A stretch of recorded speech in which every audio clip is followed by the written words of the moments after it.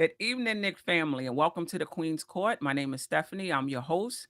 We're here to take a look at past week of Knicks games, as well as preview next week's game and all the storylines in between. If you haven't already, please subscribe to the channel, hit that notification button, and if you're appreciating the content, please hit that like button.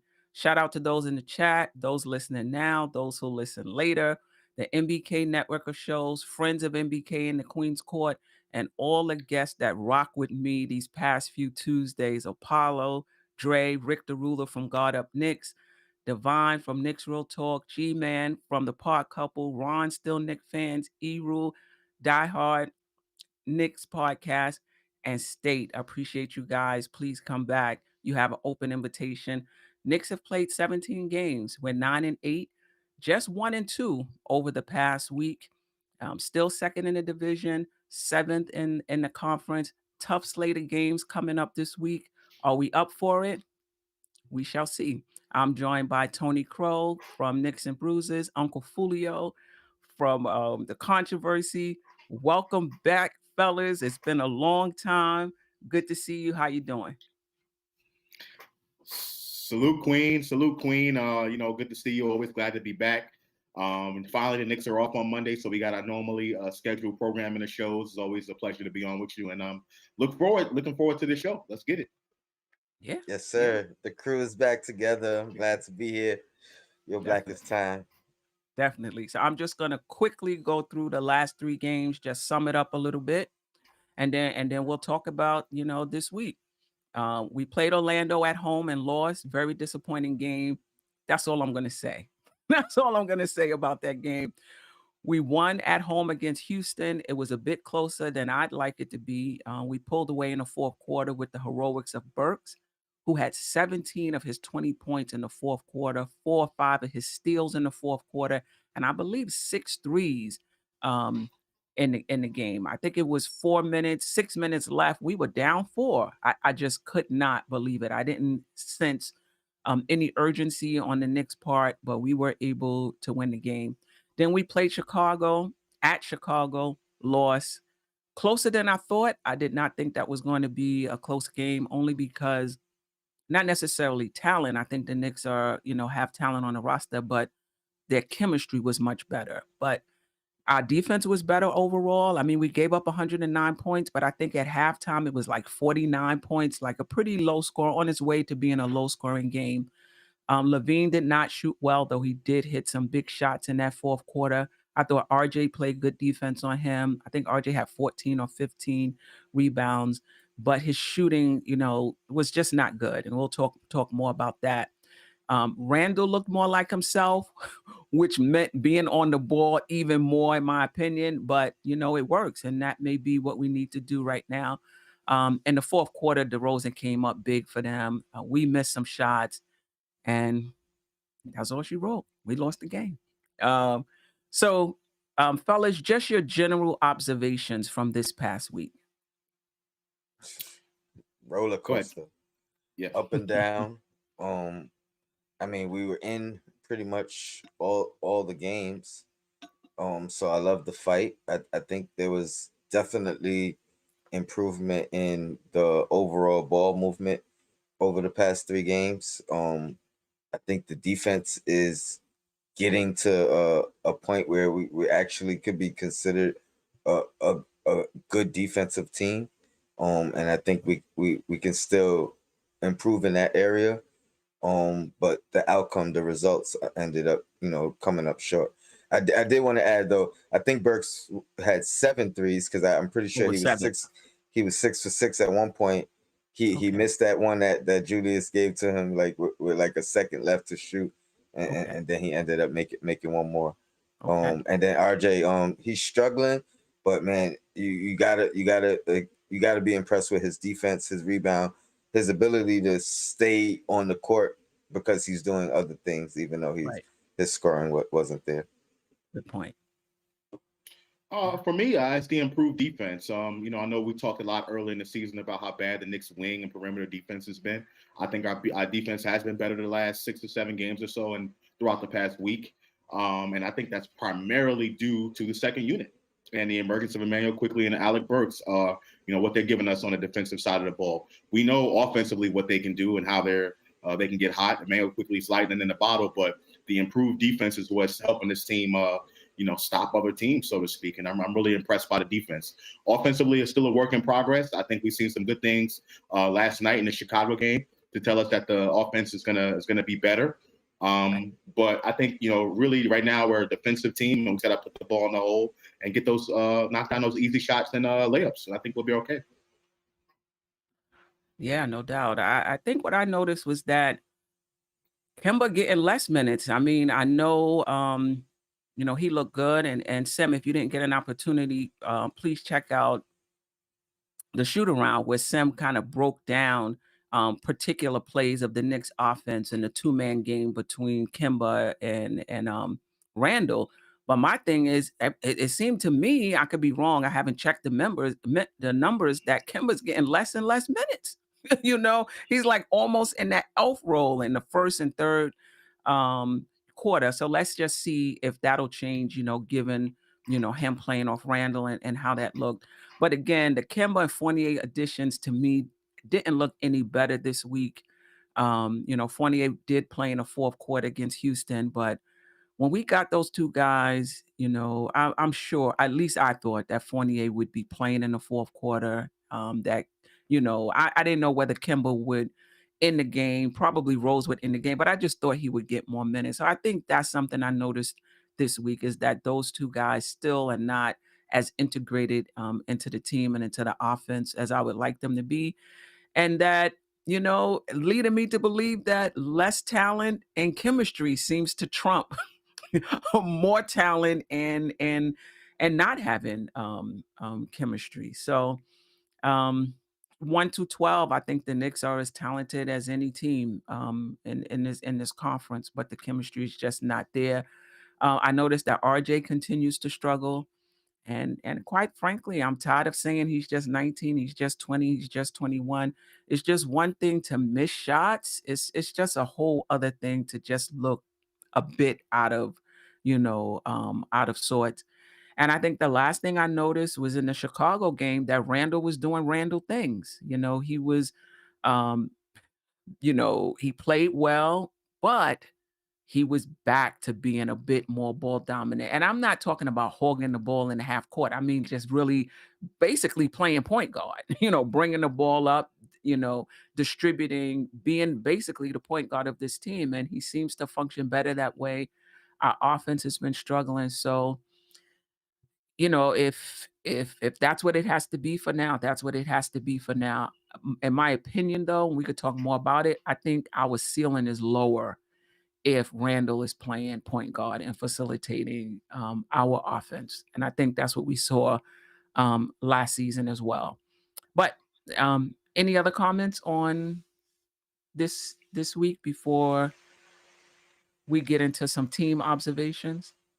I mean, I definitely do think the offense has improved. I mean, the ball movement has improved this week as a whole.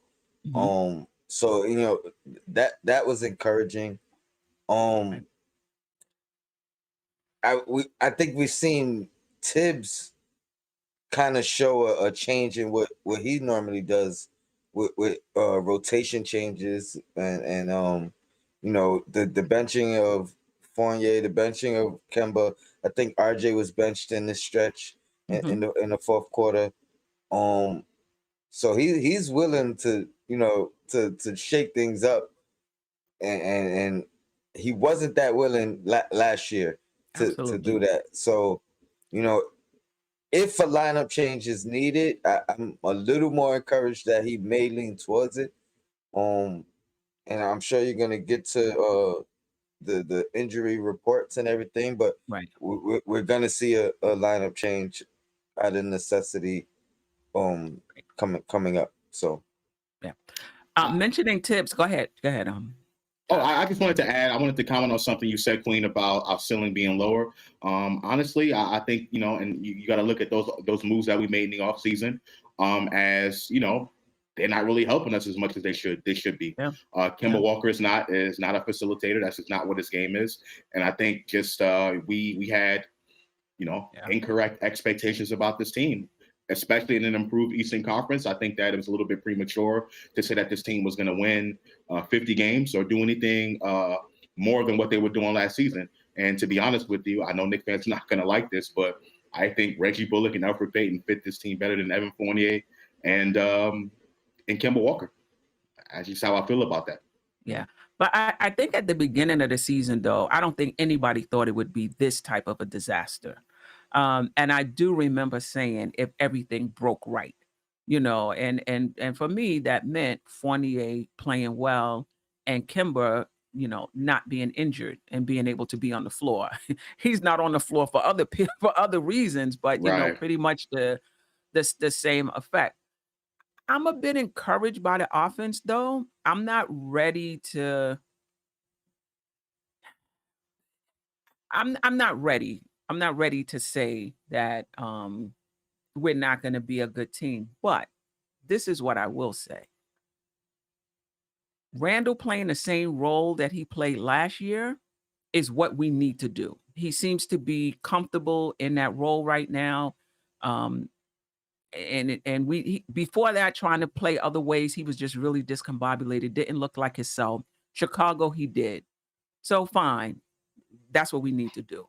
But I just don't see us winning. I just don't see us winning big with Randall being the facilitator. Now,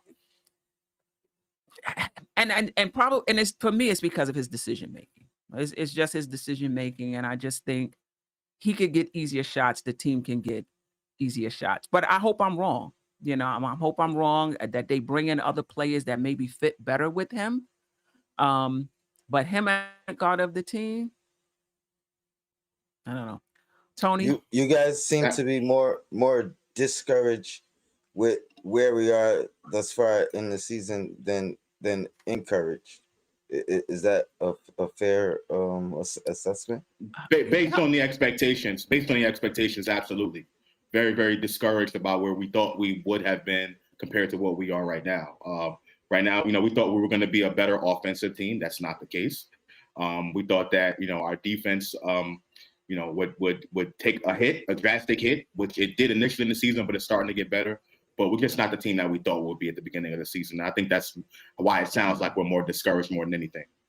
Right. But do you think, I Josh, that we're not gonna, do you feel like this is just the beginning of a deep dive, or do you think that No. we could trend up? As No, the season I do think we're trending upward. I've seen a lot of good things in the Chicago game, and I'm on record by saying that the shots just have to fall. I think we'll be, the production will be there if the shots start to fall. But again, I just think that right now we're depending a lot on a three-point shot. We have no paint game whatsoever. We're one of the worst teams in the NBA as far as points in the paint.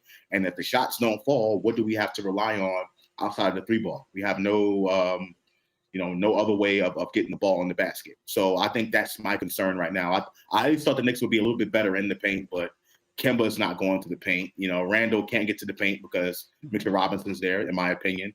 And we just haven't been attacking the paint as much as I thought we would. So that's, for me, that's where I'm looking at this team. And I'm like, it's going to be lapses like this where the ball's just not going to go in. How else are we going to score? I had those concerns early, but I think what I've seen, even in the last maybe 5 to 6 games, it has been more encouraging. Now, granted, they haven't resulted in wins, but I think we're playing better as a team. So that that being said, and the fact that we kind of started off hot, which was great because we needed that compared to where we are right now, it gave us a little cushion early. I'm not really discouraged at all because I think we haven't peaked yet. We were saying it in the first 5, 6 games or so. Like we're winning games and we haven't peaked.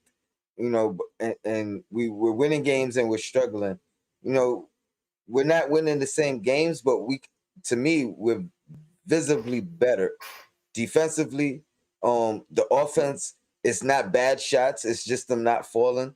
So I think all that will come, sooner rather than later. And God willing, let's hope so. Because, we lose 3 in a row, I may change my tune. But where we are right now, the way we've played against the higher echelons of competition, I think that's been encouraging. Mhm. So I mean I like I wish we were better record wise, but I like where we are. You know, at this point of the season for sure. Right. Let me just shout out the chat. I do have a question. Ricardo Custer, I hope I said that right. Salute to you. Steph, salute far away from, what is that? Uruguay, South America. You're wow. Appreciate you. Divine Knicks Real Talk. Appreciate you as well. Chevy on Salute, Divine. Productions. David L. Real King. Tony Curry. J. I was about to say Ja Rule. J. Rule. SP. Appreciate all of you. Can we be so Fournier seems to be averaging less minutes this week, right? He did play in the fourth against Houston. Can we be a better team than last year with Fournier not giving us the production we hoped for? No, I just don't think so. I think we brought Fournier in to be as the replacement for Reggie Bullock. I mean, pretty much they play the same position, and we gave Fournier $18 million a season. We cannot afford to have Evan Fournier giving us 12 points a game. I'm sorry, we got to have Evan Fournier going back to 16, 17 points per game, being efficient, and being a threat out there. Evan Fournier just looks very lost right now. We can't afford to have him being the weak link in the offense because we already have one in the starting lineup, and that's Mitch Robinson. So, we got to have Evan Fournier doing something and being another guy that can score the basketball. Tony, can we be a better team than last year with Fournier not giving us the production we hoped for? I think we still can, especially since me personally, I thought he would be closer. I was saying 20 points a game, so I don't think he has to be that good. I do agree with Josh. He does have to up his production.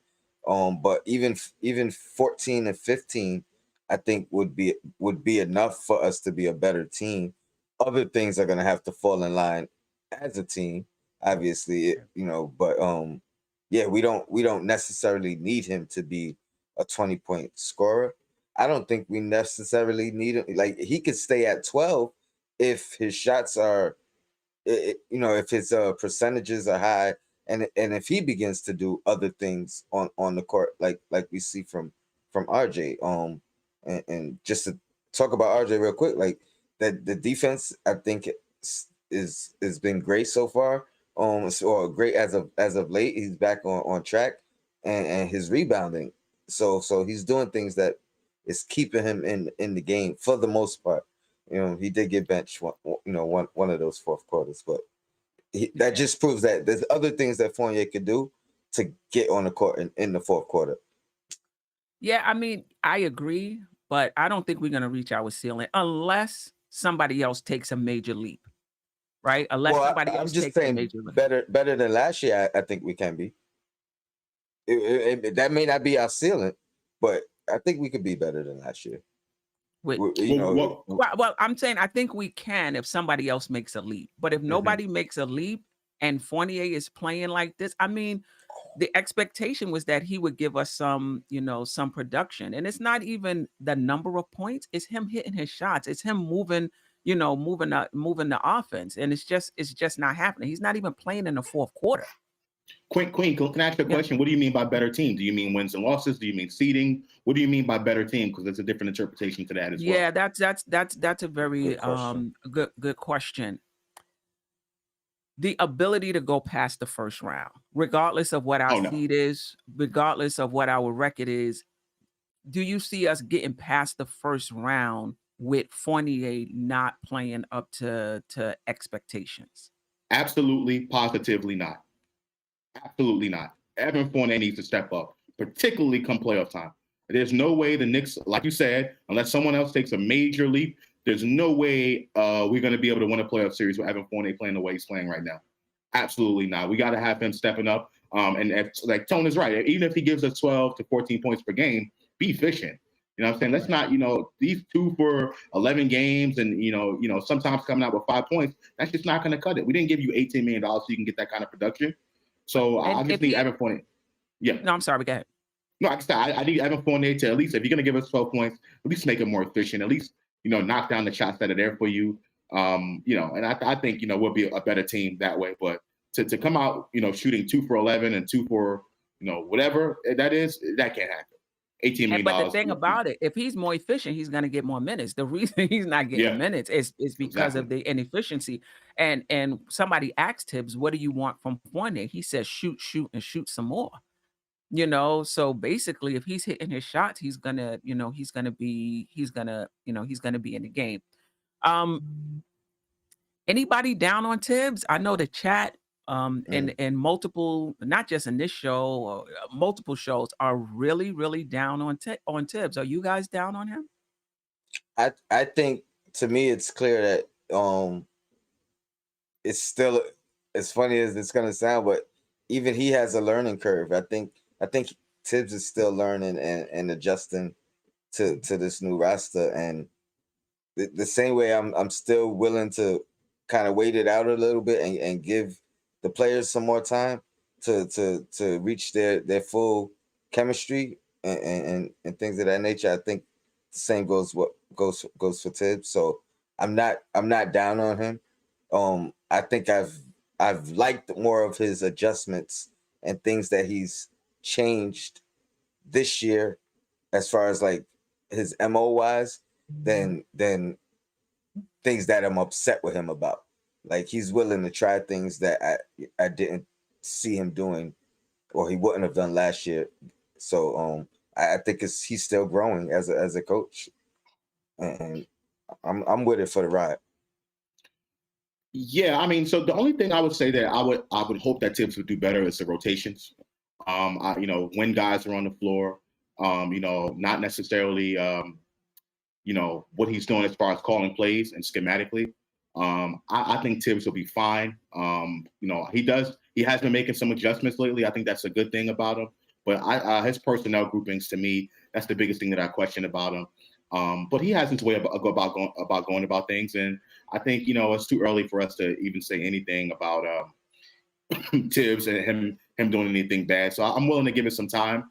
But I will say this: come the end of the season, if the Knicks don't show any type of progression, if they show any type of regression in any way, I think these calls for Tibbs' head is going to get louder and louder, because New York is an unforgiving fan base.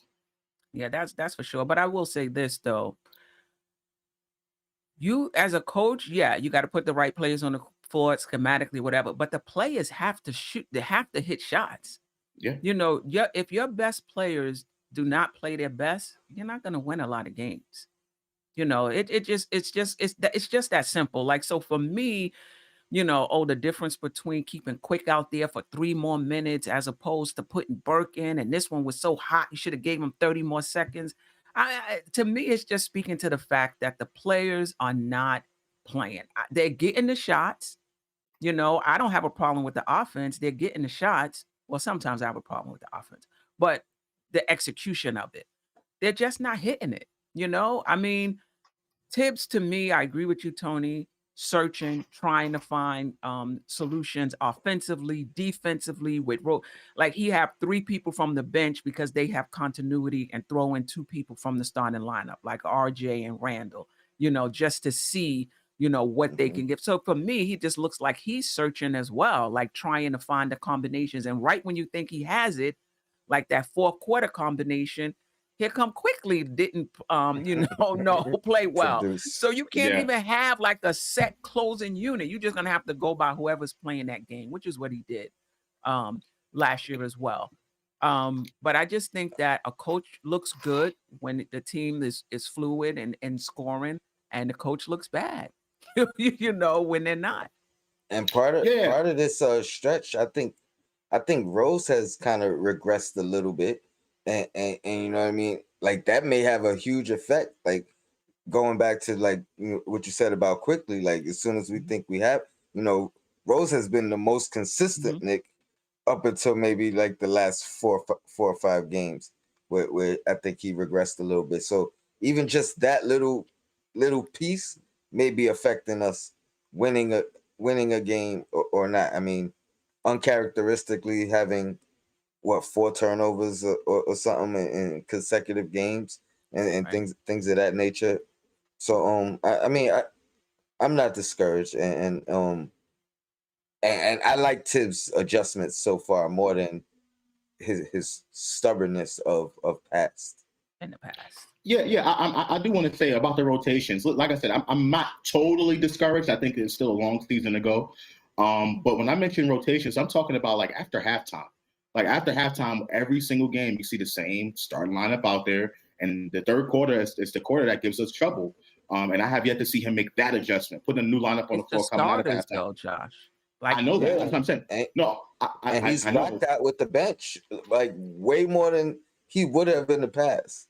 What I'm saying is coming out of halftime, specifically that moment in the game, it's always the starters. And the only thing that I would like to see him adjust with that is maybe mixing it up, staggering that lineup a little bit coming out of halftime, just so that we don't have to take a massive deficit or whatever, and then have to depend on that bench again. Try to get some of those bench guys in to start the third quarter.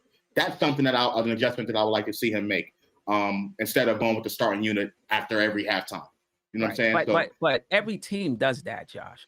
And you can't we're not gonna play the starters in the third unit because historically they've been bad. So we think they're gonna be bad already. So let's just start with something else. You got, every team in the NBA starts their starters the start of the third quarter. I mean, it's kind of hard to say. It's not working for us though, Steph. That's what I'm saying. We're getting off to deficits.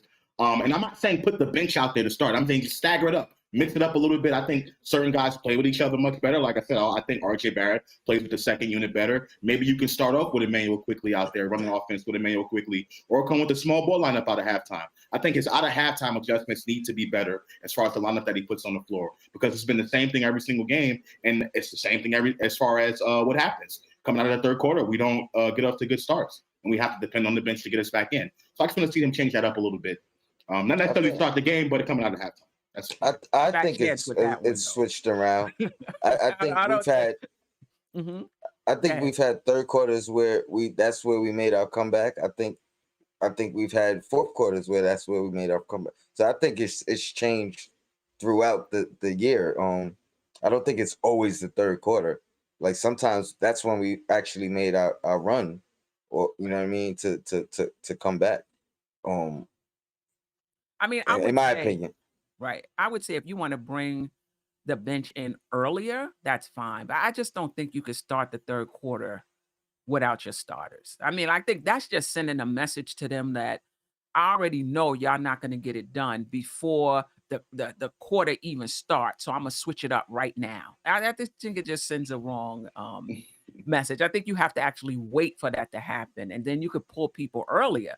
It's like you guys have a short leash. Just historically, for what I've seen, you guys have a short leash, but you can't start the third quarter without your starters, though. I think that sends a bad message. I mean, starting the game. I mean, again, starting the game, I think it's a little bit different. But coming out of halftime, I mean, I don't think that's a bad message at all. Particularly when every single third quarter we've been outscored by a lot. It's not even close. It's by a lot. You know what I'm saying? And again, we talk. But again, we talk all the time about finishing the game. Starting off at halftime doesn't mean you're not going to be able to finish the game. You know what I'm saying? So I think that's more important rather than coming out of halftime. The players worried about that. I don't think it sends the wrong message at all. Particularly, they haven't been playing well. I mean, let's just call it what it is. And that's the quarter. That time in the game is when we've been back. You was the main one that said we can't play the rookies because that sends a bad message. You don't think starting the third quarter without your starters, and that they haven't even gotten down in the third quarter yet because they've gotten down historically up to that point. You don't think that sends a message that you don't trust us? Yes, we've been struggling. You're not with us. Before we even get down, before we even struggle this time, we're gonna start with some other cats because I don't trust you guys. To me, if you do that, you might as well change the starting lineup. Might as well change the starting lineup. I don't agree. I disagree with that. I disagree with that. I think coming out of halftime is a little bit different than starting the game. I think that's different. All right. Chat, what you think about that? Do you think that the Knicks should come out the third quarter with another starting lineup, mix it up a little bit between the starters and the bench, because Altria historically is moving in a we new haven't been that direction. great in the third quarter. All right, so let me know what you think. Yeah. Let us know, guys. Let us know what you think. The last question before I get off this subject, I think I already know how you feel about it, Josh, but feel free to answer it. Mhm. Randle, at least in the Chicago game, seemed to be more of himself. For better or for worse, he seemed to be more of himself. Um, are we a better team this year with Randle playing the same role he played last year? Absolutely. There's no question. We have no one else that is as dynamic as Randle. The offense needs to flow through Julius Randle. As he goes, so does this offense and the entire team. So I absolutely agree that we need to run the offense through Randle. Just like you said, equal opportunity offense is not going to cut it. Randle has to be the guy. Josh? Tone. Sorry. Can you repeat the question so I make sure I answer it the right way? And I think Josh added a little something. I don't know if I don't think I disagree with you when you say running the offense through Randle. To me, I take that as meaning that he should get most of the shots. I agree with that. But do you feel, can we be a better team with Randle playing the same way he played last year, that same role he played as the major facilitator? Are we a better team? Will we be a better team this year with him playing the same way he played last year, basically? You think he's playing differently? I think he's back to, well, it's just a 1 game sample size. I think prior to Chicago, he was playing a bit differently in my opinion. I think in the Chicago, I think he just said that the hell with it. This is my game. I'm bringing the ball up.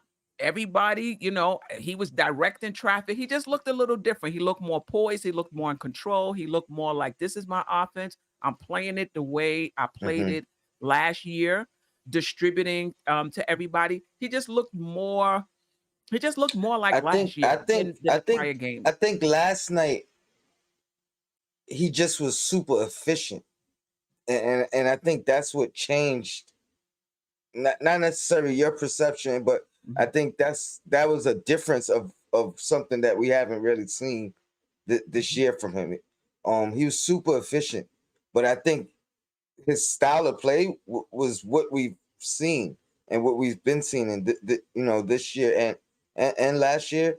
I think like what Josh is saying. I think a lot of it is guys really not hitting shots. So that's maybe leaving some of the assists off the board for him. But I think the one thing I will say that I've noticed, and this is relatively recent this year, and you could include last night in it, he hasn't really been taking a lot of shots in the fourth quarter. Right. That is troublesome for me. That is a difference. I don't know if there's a reason behind it. But everything else, I think, has been right on par with who he is. He's just had one of his most efficient games this year, last game. If he could, get that efficiency though, and it don't even got to be that good. But if you're making 9 out of 15 or 9 out of 16, I'm happy with that. You know what I mean? And I think those numbers will stay the same. And then if guys hit the shots, I think his assists go back to 5-6 a game. Okay. All right. Let's take a look at this slide with our defense and offensive stats. I'm going to talk a little bit about our defense. So over the first 13 games, let me see. I have it here. I guess the point I'm trying to make is the last 4 games, I've definitely seen some improvement. And yeah. So like the first 13 games, our points have definitely gone down, right? 109.6 the first 13. Now the 4 games I'm talking about has been the Indiana game and the 3 games since then, because the Indiana game is where I really thought our defense began to turn around. So our defensive rating the first 13 games was 109.7. We were 25th in the league. Now it's 103.1. We're ninth. Our net rating, though, the difference between our offense and defense is the slimmest of margins. You know, point 0.2 the first 13 games, 0.8, less than a point, which basically means you got to be on it in the fourth quarter if you really trying to win. The opponent points 109.2 the first 13 games, but the last 4 games we've been giving up 99 points, which is 6th in the league. Now, we'll talk a little bit if whether having played Orlando and Houston is a big part of that. Our opponent field goal percentage has been pretty good all season, right? 43.4, which is 6th in the league, 41.2, which is even better. But that's for 7th in the league. Opponent 3-point percentage, the last 4 games, 28%. And our pace has improved a little bit. But so our defense seems to have improved over the past 4 games. Is that sustainable? Is it because we're gelling? Is it because of strategy? Or is it just because we've been playing bad teams? Or 2 bad teams? I think it becomes the staple of who we are, our identity, if you will. I think that's what our identity was last year. I think ultimately we have to get back to that, and knowing that we have better offensive players, letting that offense come, because it will come. But I think if we focus on that area, and we've seen it maybe 5 or 6 games in, when the bench started coming along, because the bench has really been holding it down defensively for a lot longer than the starting unit, to be honest.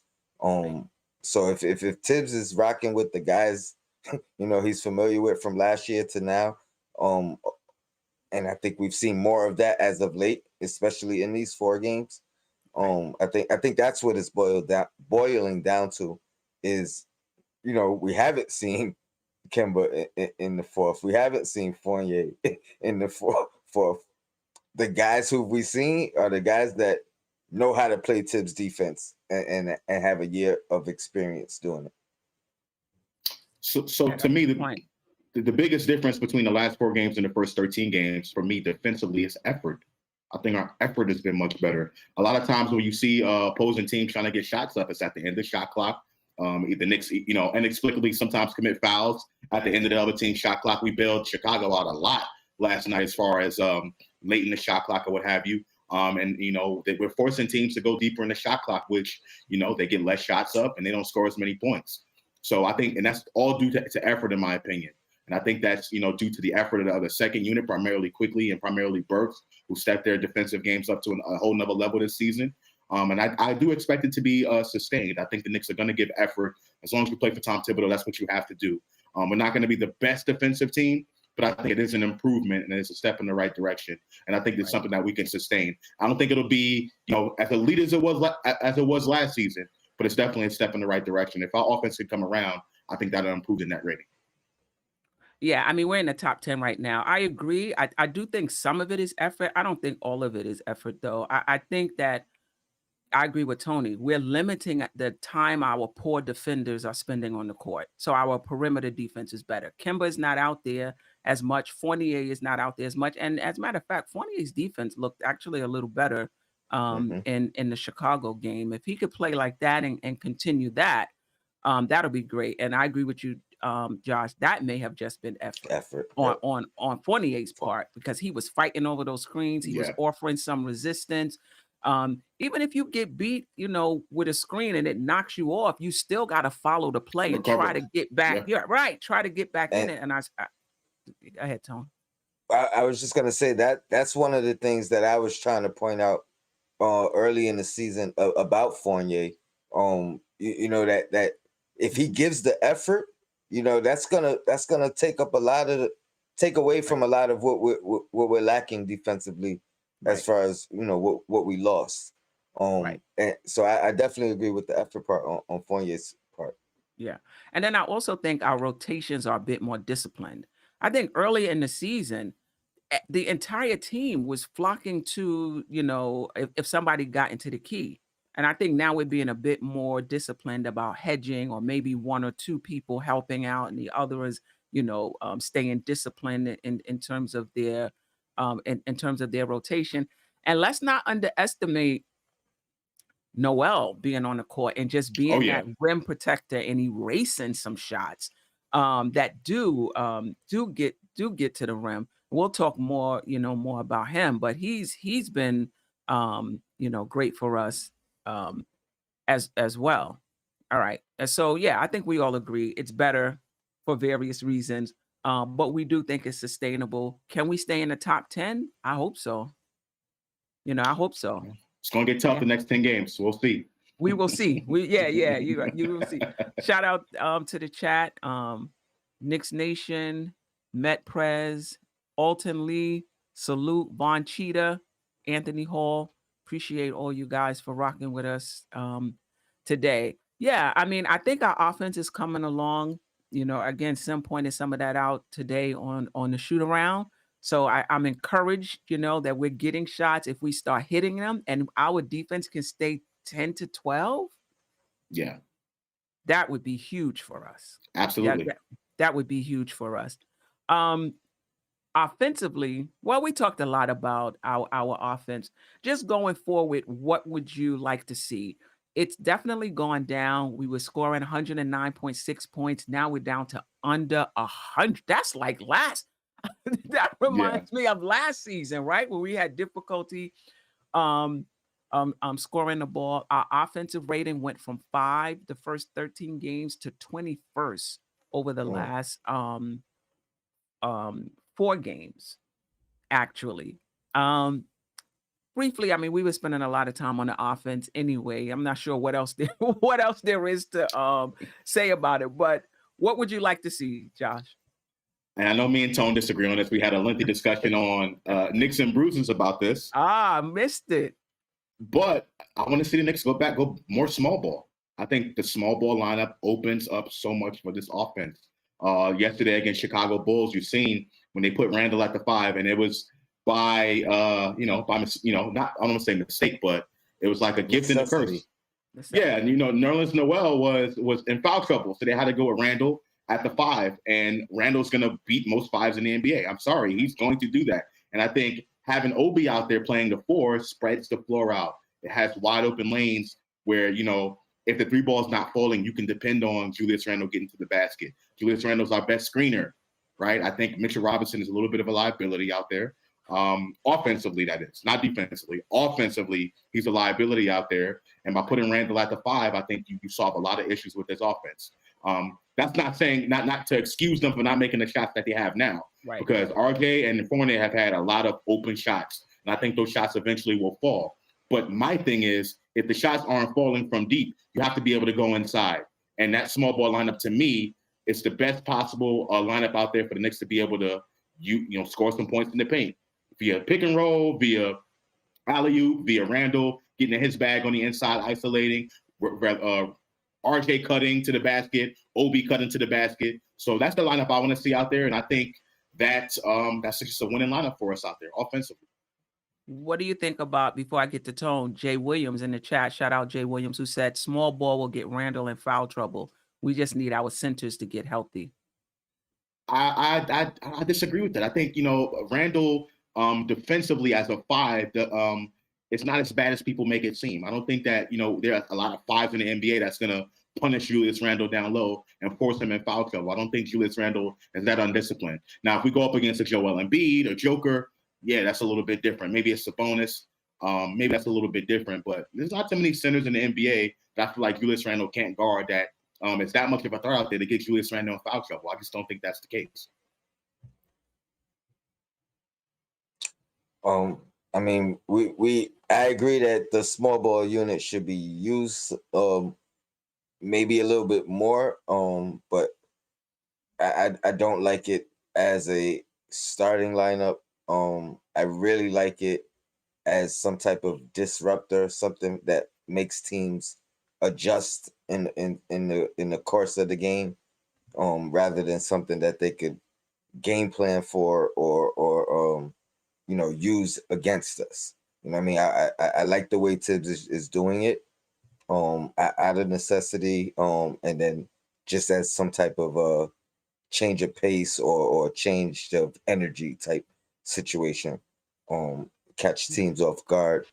And I'm not opposed to it being used more, but again, I think we need our centers. I think the risk in that being used too much is, Nerlens and Mitch are kind of restricted at the center.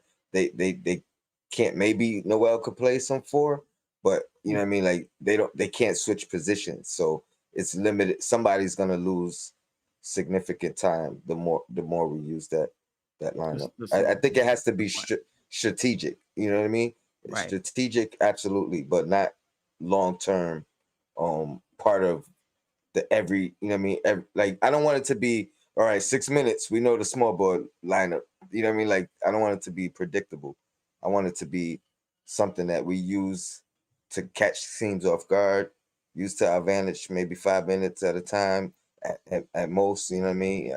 I don't think we've seen it that long. Or that might be the cap, but I like the way he's doing it right now. Well, wow.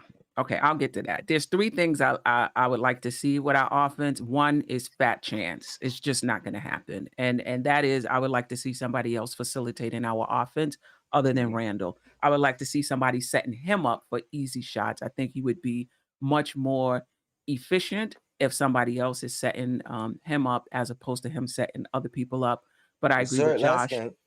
We may not have the person on this team that can do that consistently. And so that's a fat chance. And then I even wonder if that's something he would agree to. And I wonder if that's something Tibbs would even agree to. But I just think playing Randle off the ball as a stretch power forward without facilitating responsibilities, I think his game would go to another level. But that's a fat chance. Second thing I would like to see is the Knicks hit their open shots. I mean, come on, you ain't got to hit all of them, but can you Right. please can you please hit some shots? You know? And I think the last thing I would like to see is I would like to see the small ball lineup more consistently. I would like for it to be not just out of necessity. I think that, you know, when you use the small ball lineup, the other teams have to adjust to you. And I think that just like our bench changes the pace for us because they play faster, I think a small ball lineup also changes the pace for us and would give us the advantage on most nights. And I would like to see it. It could be just 5 minutes a game. It could be like 5 minutes in the first quarter, a few minutes in the second in the second half. But I just think that's an advantage or strategy that we have that we're not using. And I get it. Tibbs is all about the rim protection. Yeah, paint Um, protection. yeah, and you're not going to have that with Randall and Obi. I'm not saying they're bad, Bad, at right. blocking Yeah. shots, but Yeah. that's just not their forte. But I would really, and especially when things get stagnant. Especially when things get stagnant. Like, listen, let's go small ball and see if we can, get things moving again. So I agree with you, Josh. I would like to see it more consistent. And I said that from the beginning. We gotta have that small ball every game. And that also gives you the opportunity to give Obi some more minutes. He's kind of Yes. stuck behind Randall, so his minutes are limited. Mhm. And you got to choose. You play Mhm. Obi more minutes, less minutes for Randall. You play Randall more minutes, less minutes for Obi. I really think that. And Mitch and Noel, there's so much opportunity because they always hurt, and out. Right. Right. I think that's why we're seeing it out of necessity more more than anything. But I think Right. the only part about it where me and Josh disagree is he would use that as a starting lineup, and I Oh no, think I if wouldn't say you do that, it can become a disadvantage as opposed to an advantage when you're using the lineup and it's not a starting lineup. Now you can choose when to use it is what I'm saying basically. You know what I mean? You can look at what's going on to determine. You can look at who's on the court to determine. If that's your starting lineup, that's, you know what I mean? That's what you're going with every day. Right. Then Well, it becomes a little, you know what I mean, a little bit more of a game plan for the other team.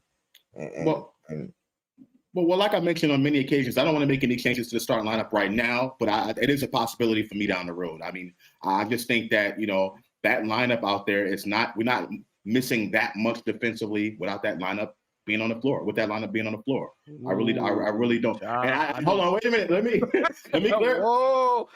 I'm not saying Mitchell Robinson and Nerlens Noel are not, good for what we're trying to do as far as rim protection, because they obviously are. And Nerlens Noel is really good at defending the pick and roll, something that he's really good. But I think that lineup on the floor, I think the misconception is that lineup is awful defensively. I think that's what Thibodeau's thinking. And I don't think that lineup is that bad defensively. That's what I'm trying to say. I'm not dissing Mitch or Nerlens defensively. No. I know what they I can was do just saying on that they're side. not bad defensively, but you're not getting the rim protection though. Oh, of course not. Of course not. But you are, to me, that lineup is stopping three-pointers better. They can be able to close out better. They can be able to get steals. They can be able to force turnovers. And I'm not just talking about that small ball lineup with Kemba and Fournier out there. I'm talking about Rose, Burks, quickly on the floor together with Obi and Randle, or somewhere RJ somewhere in there. That any lineup force turnovers. Yes. Any combination. And again, like I said on Knicks and Bruises, if Obi can give you a guaranteed 10 rebounds a game, that changes everything for me too. Because I think not only, like you said, they're good defensive together. They're good defensively. Surprisingly, they've been very good together. But what we lack is the rebounding with those two on the floor, offensive rebounding in particular. But if Obi could give us that, I think we could rock with that small ball a lot more. Right. But because that's the one place I think he could still improve a little bit more. Everything else, I like what I'm seeing. I like the progression. And he showed some good rebounding games too as of late. So he's capable. Right. But that has to be consistent. Queen, I just want to add one more thing on this point. I know you're trying to move on to something else, but one more thing that we didn't talk about, and I know I'm saying, maybe put Randle out there, but the other part of it is if Mitch can somehow develop his offense so we can depend on him to stretch it out just a little bit, some sort of mid-range or some sort of offensive game. That's the part for me that's missing with Mitch's game that I want to see offensively. To maybe I can be like, well, we don't need to have the small ball lineup on the floor as much. Maybe Mitch can be able to just give us something in the mid-range, a hook shot, something where he's just a threat offensively. Right now, on the offensive side of the ball, he's just waiting there for the ball. Like, we got to get some penetration in there. And I think his man is just coming over, stopping Randle, double teaming Randle, forcing Kemba to take long jump shots, forcing Fournier to take long jump shots, Randle long jump shots. And when those shots are not falling, we literally have nothing else to depend on. The lob threat's not there anymore because there's no penetration. So that's the part for me. If Mitchell Robinson can somehow get something offensively going, and I'm not talking about production, I mean just being a threat from somewhere else on the floor, outside the paint, then it's a different story. Then it's a little bit of a different story. And think about it. Segue. Yes, go ahead. Well, I was just gonna say to Josh, it may be, the coaching staff or somebody restricting him in that aspect.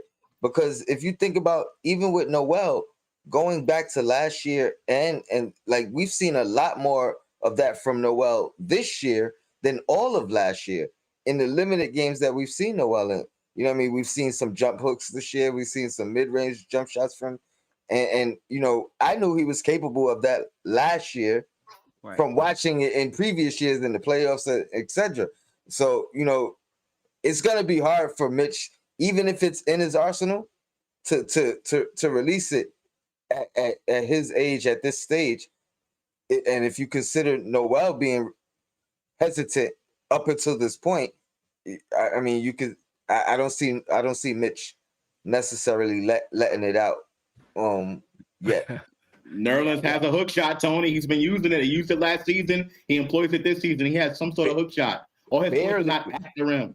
Barely is what I'm saying. Like, we've seen it more this year than all of last year. Well, I'll say this about Mitch. Mitch is having trouble just standing up and staying on. I mean, we asking Mitch. I don't know if this is the season to ask Mitch to do anything offensively. He's coming back from injury. He's trying to work with the weight that he's at right now.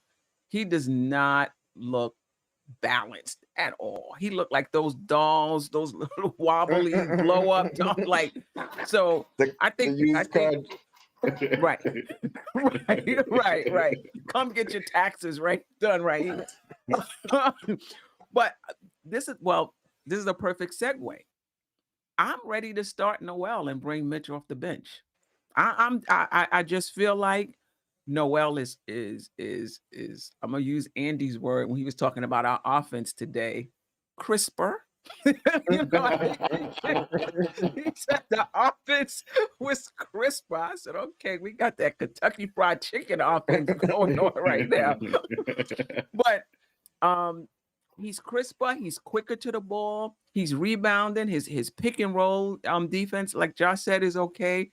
He blocks shots out of nowhere, so his rim protection instincts are quicker, and he's gonna give you the short mid range. When he took a short shot in the key. If that was Mitch, he would be turning around, doing a pirouette, looking to see who he could pass it to. Exactly. He just pulled up and shot it. So I think when Mitch comes back, I think he should just stay to the bench. But the issue with Noel is he can't stay healthy either. But what's your opinion on starting Noel? We both agree. Oh yeah, I'm with that. I'm with that. We both agree. Hey, I said it before the season. I thought Noel should start. I think Mitch is better suited with the second unit. I think that gives them another lob threat. Those guys actually look more for the lob than the starting unit does. I don't think it's going to be a drop off on that second unit because he still gives you what you need defensively. I think it takes pressure off him. I think he'll have more offensive opportunities in the second unit. I think it just I honestly, I said it a few weeks ago as well when we said what do we need to turn the season around. I thought starting Noel would do it, and part of the issues with the starting lineup is chemistry. I think the fact that just gives you a third guy that has more time with Randle and Barrett as opposed to Mitch. Not only adjusting to coming back to the starting lineup, but just coming back to basketball. So, I agree. Yeah, I totally agree with that, and I just want to point out again that I was completely wrong about Nerlens Noel, and I guess that I was more. You said it on the other show though, so you don't have to fall on your sword if you don't want to. No, they may not have heard it. No, I do, because honestly, I just was frustrated with the fact that why can't this guy stay healthy? Like he just was like I don't know. I just was really frustrated about that. But there's no question. Defensively, I think Nerlens Noel is better than Mitch Robinson. He's much more disciplined. He can't catch the ball for nothing, but I think when he has the ball in his hands, he can do a little bit more offensively. The hook shot is there, and I think he can draw his guy away from the paint just a little bit more than what Mitch can do. And I don't know. I just don't see Mitch being healthy right now. I just really don't. I don't. And it's to me, it's hurting the offense. It's hurting the team on offense. So he's earned the respect of the Randles and the Barretts, and to the point where he can even make a mistake on on the floor, and they're not gonna look at him a certain way, or like they're gonna move on and go to the next play. Like it's not gonna be no huffing and puffing or throwing your hands up, because they know what what Noel did last year. They know how valuable he is. They already have the chemistry. He came in from day one for him, and came in and made an impact immediately. And he ended up coming back and starting, correct? Because Mitch was out his first game in. Mitch was out, right? So yeah, I'm with it. And hopefully with what I'm seeing from Tibbs, he may make that type of adjustment. Mitch is out with a concussion, right? Is he going to be out a few more games? So yeah, He may And keep it depending on how yes. well that unit is working. He may, he may keep it that way. But this is And, my and let's see how the offense progresses over the next few games without him. right. Not that it's his fault, but right. Not that it is, yeah. Right. Well, let's talk about my other guy who's getting my vote for the starting lineup as well. Let's talk about Burke. Um, the first 11 games, Burke played 18.2 minutes. Now he's up the last 6 games, which is beginning with the Milwaukee game. He's up to 26.3 minutes a game, right? From 7.3 points to 14.2 points, 4 rebounds, 1.7 assists, 46.6% from the field, 48.8% from 3, and 84.6% from the free throw line. And if you haven't noticed, he's very active on the defensive end. Very active, very engaged, fighting off of screens. And he it's almost textbook. He sees the screen coming, he turns his body that way. You're gonna have to go the other way. You're not coming off this screen. Yeah, you're gonna have to go the other way. Yeah. So he does that. I know he's a journeyman, and you could say, he's a bench player for a reason. But for this team, I would prefer him in the starting lineup than Fournier. Maybe Fournier can get some shots with that second unit, maybe, because Quickly put it up too, Quickly in rows. But I wouldn't mind, going with this starting lineup a little more longer. They seem to be gelling a little bit to see where it goes. But if it doesn't, and we have to make a change, and it's internal, I wouldn't mind seeing Burke and Noel in that starting unit. What's your thoughts on that, or just your thoughts overall on how Burke has been playing? I'll go first, Tony, this time. So this is one of those proverbial options on the table whenever the Tibbs decides to make that move. There's no question Alec Burks has been playing some really good basketball over the last 6 games. I mean, the numbers stand out for themselves, but you can tell at the time when Burks is making the shots is that keep clutch moments in the game. So there's no question that he's playing well. The only reason why I would not put him in the starting lineup to play devil's advocate is because I think the issue with Fournier right now is just him missing shots. That's the biggest problem with Fournier. And I think if it's about that, Burks can easily come into the starting lineup and miss shots. And then we wouldn't even be having this conversation. I think that's the issue for me with that. Now, if Burks is going to take his game to the next level and be more consistent in that starting lineup, yeah, no question. I think it'll work out. But if it's just about Fournier missing his shots, I think Burks can easily come in there and miss shots as well. He did it in the first few games of the season. He wasn't playing that great. He wasn't making his shots off the bench. And then now he's making his shots. So it's all, fine and dandy again. So that's my only thing with him. But like you said, you can't take away anything what he's doing on the defensive side of the ball. I think he helps the team on defense. So, it's an option. Yeah, I mean, Fournier's defense definitely looked a bit better against Chicago. So now if he's going to play defense like that and he's going to hit shots, then I'm all for him staying in the starting lineup. I think one thing they have to get better at is Randle dribbling right to him and then giving him the ball. Like, what is that? Like, he just dribbles right to him and give him the ball. Like, it's the Bullock effect. That's what he used to do with Bullock. And the chemistry and the timing is not the same yet. It's off a little bit. But he was doing that with Bullock early last year until they kind of figured out their rhythm together. Right. Yeah. But go ahead. As far as I wouldn't mind it either way. I'm also gonna play some devil's advocate and say the risk of where it leaves Fournier if he's on the bench and continues to miss shots and what that does to, and this is all like outside noise, like the chat and the blogs and different channels. Yeah, $18 million coming off the bench. Coming off the bench and not producing. and not producing. So, that will be one concern. And then I'm surprised that Josh didn't advocate for a Burks RJ swap as far as starting it. No, I mean I mean it seriously, and I don't think it would be that crazy. I mean, obviously the chat would go crazy, but I mean, RJ's been struggling as well, and Josh is continuously to talk about RJ's fit with that second unit. So I was waiting for you to bring that into the equation. I'm surprised you didn't. But I wouldn't be mad either way. I think it could work.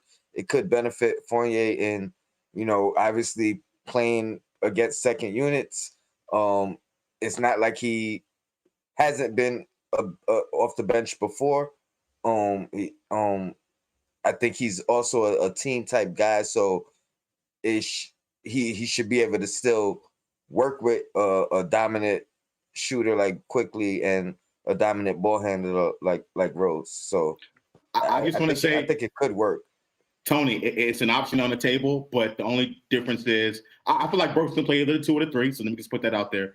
The only difference is how would RJ Barrett feel that Fournier is still playing and RJ Barrett is outplaying Fournier, even though they're both not playing great. RJ Barrett is outplaying Fournier. How would that look if we put Burks in the starting lineup for RJ instead of Fournier? So it's just the politics of it, the whole thing, I mean, but yeah, it's politics either way. You talking about 18 million off the bench or a young guy? Like, I think it's more feasible for the young guy to go off the bench. I agree. Than the vet who just got signed to 18 million a year. So you know what I mean. I'm not talking about skill or anything else, but you know what I mean. I think you have that to think about. Either way, there's going to be some controversy in it. Yeah. I got you. Yeah, I mean, listen, I think again, if the season gets back on track, and not that it's off track right now, but if we start winning some games, we can leave everything the way it is. But if it gets really hectic, I don't think we can be this guy made 18 million, so we're gonna have to keep him in there. I think at some point we're gonna have to make changes if things don't get better. Yeah, I never subscribe to that personally. I don't care if you're the number 1 pick. I don't care if you got 18 million a year. I don't care about any of that. Like, I want the best guys, the best chemistry, the best. You know what I mean? Like, I want whatever's gonna help the team win.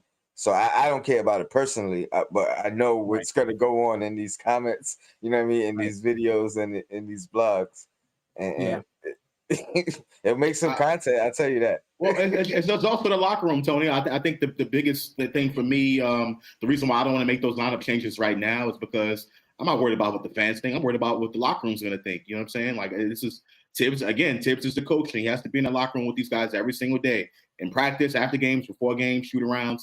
So I think there's that aspect of it, too. You can a move like that, you can risk losing the entire team. The camaraderie, you can just lose so much. So you have, we got to tread lightly with this. I don't think so, Josh. I think those guys are, professional. If he starts Burke over Fournier, you think those guys that was with him last year, he's going to lose them? I think he might lose the new guys. He might lose Fournier. Fournier. But I don't know if he's going to lose the rest of those the locker room. I think that barn from last year's team, I think those guys are pretty tight and trust each other. I think it would take more than you sitting somebody who wasn't even here last year because he's not performing well. I think it would take more than that. Just something to think about. I agree. Something to think about. Yeah, definitely something. I agree. I don't think it would affect the locker room at all. I think, and I doubt Fournier would even. Like, he's been visibly frustrated with not playing the fourth quarters, and he's a guy that's always going to speak his mind, especially if asked. But he's never going to be a disruptor. You know what I mean? He's never going to be a problem guy or a troublemaker. So I think ultimately, we make it. If he does it, he deals with it, and he maybe plays better because of it. You know what I mean? Like, gets that chip on his shoulder. Shout out to Mel Phillips. Start Kevin Knox. I saw Kevin Knox standing up on the bench. He looked like he getting thinner and thinner every year. You know, I mean, I'm looking for a little more bulk. He look like he's getting thinner and thinner, every year. I think it's a wrap. I think it's a wrap for Knox. Yeah. Any other player you'd like to highlight and talk about? I know we talked about Mitch and Noel. We talked about Burke. We spent some time on Randle. Any other player you want to highlight and talk about? Do you have these injury reports? No, I just know from what I heard that Mitch is going to be out for what, 6 more days or games? Days. 6 days, because I Right. think it was 7 total, and obviously today was 1. Right. I think I heard Rose is out as well. Oh, I didn't hear that. Yeah, that's been going For how many games? It's an ankle thing. So Probably like a day off or something. Yeah, at least the next one. So you know, I didn't know if you were getting into the Lakers at all, but you know, this Yeah, is, we are. This We're gonna, is, yeah. You know, this is gonna be significant. Yeah. Not to stress, he was robbed with no pistol. Okay. Yeah. So, yeah. So there's another segment. We'll do this next week, because I want to run it by you guys, and give you time to prepare. But I want to start a segment called "State Your Case." So a lot of times when guys come on the show, or whoever comes on the show, because I follow you guys on Twitter and on other shows, I know you have a particular point. Like Mark, I was really interested to hear Mark's take fully on Randle. Like, Randle's not his guy, but I want to hear his full take on Randle. And I wanted to hear Josh full take on why why RJ is not it. That's what I'm picking up. I'm not saying you said that, but that's what I'm picking up from you. I'm pretty sure that's an exact quote. And I wanted to ask you again. We don't have time to get in it this year. Why Kimba can still help this team, because I know Kimba's your guy, and like to just like open it up, like, and just give you the floor to really kind of like state your case on these things. A lot of times we don't get an opportunity to fully say how we feel about a particular player. So I'm gonna give that some more thought for next week. I appreciate you giving me time to do some research and have some numbers and things of that nature. Oh, so you want to take it? Because that's the first question. Do you accept it? Do you accept it? You might be like, nah, okay, good. So next week we can do that. Help us. Yeah, so we'll do that. Josh, that's the I ain't running from a fight, Queen. You ain't gonna call me out like that and I'm running away. I'm just giving you that opportunity to, say it. And I'm down. I want to state my case for Randle. Y'all been on Randle, and Randle, believe it or not, is one of my favorite players on the team, if not my favorite player on the team. But I'm still critical of him though, because I do want to see him better. But he getting too much smoke, too much slander, too much hate. And you know what I don't understand? Like, it's one thing to criticize somebody, but the venom, venom behind the vitriol. He's a bum. Last year was a fluke. Like, he doesn't get any benefit of the doubt. But the other players, listen, RJ was able to do what he needed to do because Randle kept the ball, and this person did this, and this person did like. And everybody gets the benefit of the doubt, but Randle, who actually carried the team, he gets no benefit of the doubt. And I'm not saying not to criticize him, because there is things to criticize about how he's playing, no doubt about it. Oh yeah, but it's on another level. It's on another level. And he took less money to come here and sign a big contract. He could have made at least $10 to $12 more million in the open market. He took less money to stay in New York. Yeah. Ungrateful fans. Yeah. And like you said, let's just compare him to Fournier right now.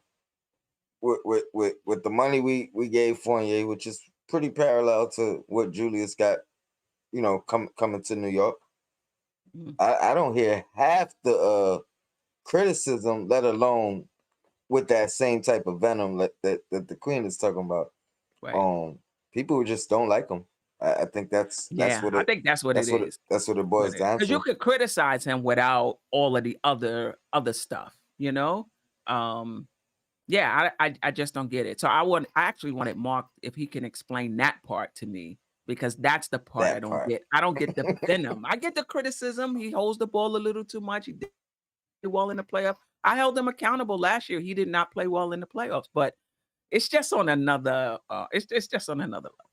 But anyway, we'll do that. State your case. We'll do I that. like it. Yeah. And maybe we'll put a time. Maybe we'll put a time limit on it, right? We can go on and on and on about these topics. All right, next week's games. Let's take a look at the slide for next week's opponents. Tuesday we play the Lakers. Friday, day after Thanksgiving, we play Phoenix. And then Saturday we play Atlanta. Atlanta played tonight. I don't know how they did, but I know prior coming into the night, they won 4 out of their last 4 games straight. I don't know if they won tonight, but the Lakers are 9-9. Did I update this morning? I hope I did. But they're 9-9. Last season we were 1-1 against them, and they've been up and down this season, to say the least. Phoenix is 13-3. Last year we were 0-2 against them. And they are just, I think they got 12 or 13 games in a row. They're on a roll. And Atlanta, 8-9. They played tonight, so I don't know if they won or lost. And we beat them 3-0 in the regular season, and then they beat us 1-4 in the playoffs, right? They didn't get off to a great start this season, but they're picking it up as of late with 4 straight, maybe even 5. So your thoughts and predictions for next week's games? I'm gonna start with Phoenix and say, Okay. if our bigs are not healthy, I don't think there's a chance we could win that game. I don't see the small ball lineup being effective against Aiden. So Hey, I think that's probably the scariest game out of the 3 to me. The Lakers, they've been up and down all year. I believe LeBron will be facing his suspension, and I think it's a winnable game. Even with us having some guys out, but we're gonna need to show up. And then Atlanta, I think it's gonna be a dogfight. I think it's the first time we've seen them since they made us go home. We're gonna have a lot to prove, a lot of energy. If I'm making a prediction, this is a biased prediction. I'm going 2-1. 2-1 Knicks. Yeah. Okay.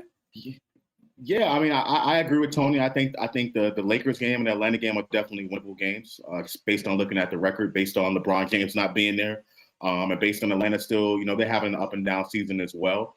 I can think Phoenix right now, they're playing at a different level right now. Everything is firing off on all cylinders. Chris Paul is still playing great All-Star, Hall of Fame level basketball. Yep. And I think that's going to be the biggest detriment in that game, point guard position. I think Chris Paul is going to win that matchup. But the Lakers in Atlanta, I think, are winnable games. Will we win both games? I can't say that we will. I think we come out of this next 3 games 1-2, and I think we're 500 at the end of this 3-game stretch. Yeah, that's what I had us. I had us at 1-3. I actually had us beating the Lakers and losing to Atlanta, who's just on a hot streak right now.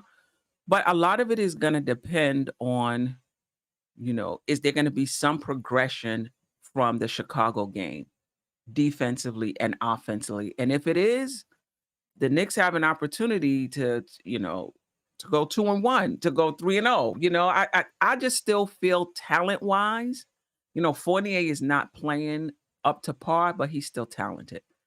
Yeah. Kemba is not playing up to par, but I still think he's better than this, you know, what we're seeing right now. So I think even if he's not what he used to be, he's still better than this, in my opinion. So 1 through 12, I think the Knicks have, you know, a talented roster, but they just don't have the chemistry. Look at that Miami team, they only like 6 deep, you know, in terms of what you're really production-wise, but that chemistry is popping, you know? And that Yeah. makes them a different team. So if the Knicks could ever get chemistry in that first unit with the bench that they have, they can reach their ceiling. You know, they really can. But for right now, we just not there. The Lakers are struggling too. They have some older players. They don't always play with a lot of energy. And you know, that Detroit game, right up until they were down like 17 points in that game.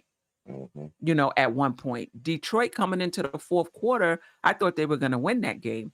Then this, whatever you want to call it, breaks out. It kind of energizes the Lakers, takes something out of Detroit, and then the next thing you know, Detroit, the Lakers go on and lose the game. So I think the Knicks have a really good chance against Lakers. They don't play with a lot of energy at all. Phoenix, I think that's going to be a tough game. Like just like you guys said, they're on all cylinders. I don't know about not playing a small ball. With Ayton. I mean, I think you may give up, some points maybe, but he's gonna have to guard Randle on the other end as well. And as long as Randle is not trying to post him up and he sticks with the mid, he sticks with the mid range, and they're running, maybe, they'll have the advantage. I don't think it's gonna be interesting if Tibbs plays Sims, right? Because we're down, Mitch.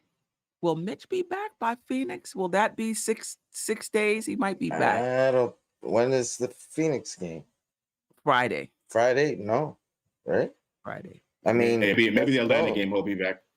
Yeah, I think the Atlanta game. I think he's missing. Maybe he'll be back. So Tibbs has to decide whether he's going to go small ball or whether he's going to play Sims. And Atlanta, I think that's going to be a really good game. Both teams are going to be hyped for that. The Knicks were embarrassed, I think, so they're going to want to play well. And Atlanta wants to show that, it's not a fluke. That's game 20. That's game 20. That's game 20. All right, so that's going to be the barometer point right there. This game against Atlanta, game number 20. I mean, not for nothing, all the pressure to me is on Kemba and is on Fournier. This is what we brought y'all here for. This team right here to beat Atlanta. I'm saying I don't mean that literally, like to beat Atlanta, but I'm saying like everything we was missing during that series is what we tried to address with these two guys. It's not like we had, how we're gonna beat Atlanta? Let's get these two guys. But we brought these two guys in because of what the two guys we let go were lacking. You know what I mean? So I think, this is a perfect opportunity. Granted, if they do it beforehand, great. But it's a perfect opportunity for them to show up and show why they were brought here. Because psychological advantage wise, Atlanta has it. If Mitch by chance is not healthy by then they're facing the same team that they beat minus these two acquisitions. So yeah, I want to see if they could make an impact on us winning that game. I'm gonna say I think out of the two games that the Lakers and the Hawks game that I said was winnable, I'm gonna say we beat the Hawks. I don't think we're gonna beat the Lakers. I like their veteran depth. I like Westbrook. I think Westbrook is gonna abuse us in the paint. And I like play. I have a little bit. Have you seen Westbrook play? But he's one of my favorite players, and we know he can get hot at any moment. And the last game, Westbrook did pretty good against Detroit. He did pretty good. He's the one that really help close that game out against Detroit. It is Detroit, though. But I am going to say this. I think the Atlanta game, that's the one I'm really looking forward to us winning, particularly if Mitch is not back. I think one of the biggest reasons they had the advantage last year is because, again, when you put Noel out there, you have Clinton helping out on Randle, and that's what forced Randle to not have the best playoff series, in my opinion. So I think in that Atlanta series, I want to see us get back at those guys. I want to see us tear those guys up. And hopefully I'll get a chance to go to the game.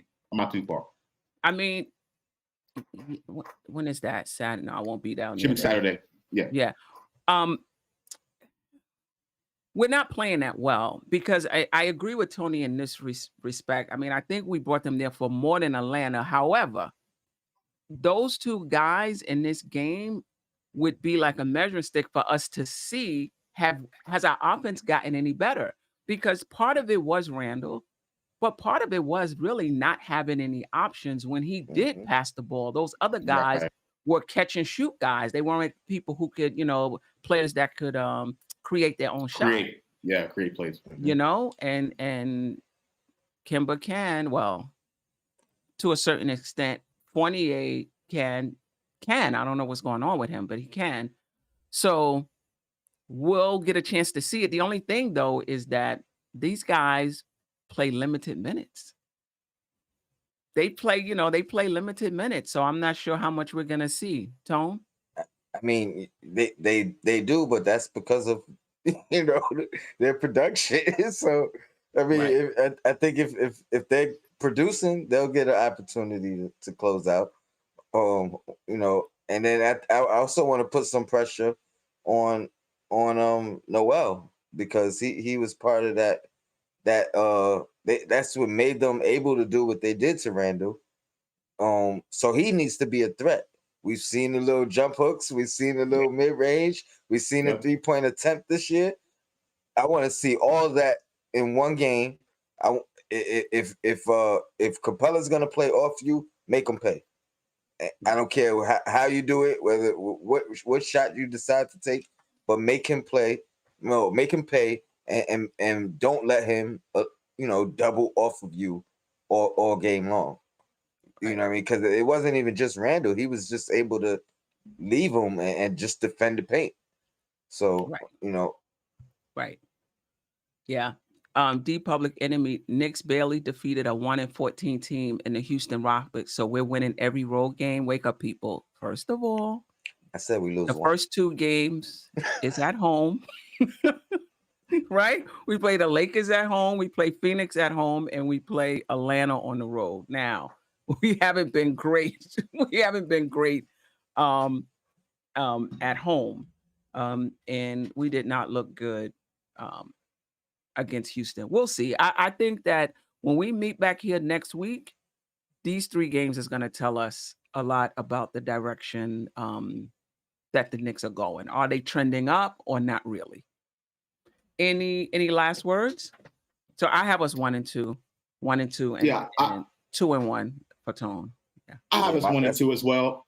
I just want to say that although I don't think we're winning all 3 games, or we're gonna lose 2 out of 3 or whatever. I think the Knicks will compete. I think that's one thing that I think the Knicks, I can depend on the Knicks to do every night. They're gonna go out and compete. They're gonna compete. They're gonna play hard. They probably won't out hustle the other team, so to speak, but they'll try. They won't get blown out or anything like that. So I think as long as the Knicks don't do that, as long as they can put their best foot forward, hopefully we can get some shots to fall. I think anything can happen. Yeah. Yeah, I just want to reiterate that that was a biased opinion at 2-1, but I think we're more than capable of it. And if our center position, if the health was stable right now, I'd be more optimistic about the Phoenix game. I just think with our limited options against such a big team, it's going to be tough. Yeah. But I appreciate you having me, y'all. We back in rotation. Yeah, definitely. Shout out to CT from the streets of buzzing. If you haven't already, please subscribe to his channel as well. December 15th will be an active date, and I think it's going to be an active date around the league, not just for the Knicks. I just think around the league it is going to be an active date. And maybe we get a little tweak, maybe, I don't know if we need anything big. Obviously, if there is a superstar out there, go get them. But Yeah. I think maybe just a little tweak like we did with Derrick Rose would be, would help us out. But anyway, Knick family, appreciate you rocking with us tonight. Giants playing for those Giants fans. If somebody knows the score, let us know. 17-10. Giants? No. Tampa Bay. and Brady's in the red zone about to score again, it looks like. Okay. Get on. They got some Get pressure on. them. Get on. No. All right. So be easy, Knick family. Tomorrow we play Tuesday week. Tomorrow we play the Lakers. So we're gonna do the pregame, and then after the game, of course, come back for the post game so we could talk about it. I appreciate all of you. Quiet Money, Quality Jumper, Vaughn, Cheetah, giving Randle the business. D Public Enemy, Shavion Productions, Sherwin, and M. I appreciate all of you. Be easy. Until next time.